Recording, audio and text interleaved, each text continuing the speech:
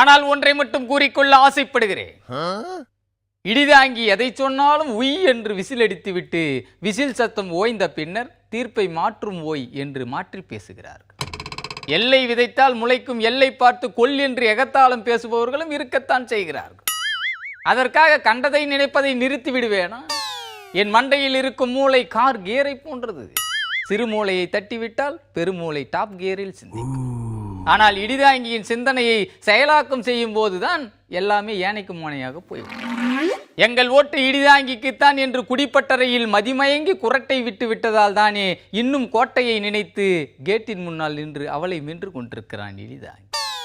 ஆக இந்த உலகத்தை வலப்பக்கமாக சுற்ற சொன்னால் அது இடப்பக்கமாக சுற்றி தொலைக்கிறது.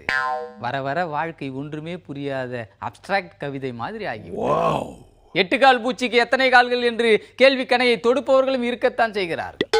அதற்கான பதிலுக்கு குழு கேட்கும் விஞ்ஞானி குடும்பத்தினரும் இருக்கிறார்கள். உதாரணமாக சொல்ல போனால் ஒருவரின் வங்கி கணக்கு இருப்பு 3000 9,000 சொச்சம் கோடியாக மாறி இருக்கு. இது நடந்தது இடிதாங்கியின் ஊரில் இல்லை, பஞ்சாப் மாநிலத்தில் நடந்த சம்பவம் இன்று பஞ்சை போல பற்றிவிட்டது. என்ன ஆச்சரியம்! 1000 முட்டையை அடகு வைத்தால் 1000 குஞ்சுதானே பொறிக்க வேண்டும். ஆனால் இங்கு 1000 முட்டை வைத்தால் கோடி கோடியாக குட்டி போட்டு இருக்கிறது. எந்த காத்து கருப்பு நம்ம கணக்கில் வந்து குந்தி இருக்கிறதோ என்ற பதவதைப்போடு போனால் 11 இலக்கம் கொண்ட வங்கி கணக்கு எண்ணை ரூபாய் என்று நினைத்து ஆஹா சிக்கிவிட்டது என்று வரவு பக்கத்தில் வலையை வீசியிருக்கிறார்கள் வங்கியாளர். ஒண்ணுமே புரியல உலகத்திலே என்று அண்ணன் சந்திரபாபு மாதிரி பாட வேண்டிய கட்டாயத்துக்கு இடிதாங்கி தள்ளப்பட்டான். இதற்கெல்லாம் என்ன காரணம் என்று இருட்டறையில் இருந்து கொண்டு குருட்டுத்தனமாக யோசிக்க தொடங்கிவிட்டான் இடிதாங்கி. அவசரம்தான் காரணம். மங்கோலியர்களை உள்ளே வரவிடாமல் தடுக்க அன்று சீனத்தில் பெருஞ்சுவர் கட்டப்பட்டது. இன்று அதே போல ஒரு சுவரை மெக்சிகோ எல்லையில் எழுப்புவதற்கு அண்ணன் டொனால்ட் ட்ரம்ப் அவர்கள் ட்ரை பண்ணி கொண்டிருக்கிறார். அது சாத்தியமா இல்லையா என்று அவருக்கும் தெரியாது, இடிதாங்கிக்கும் தெரியாது.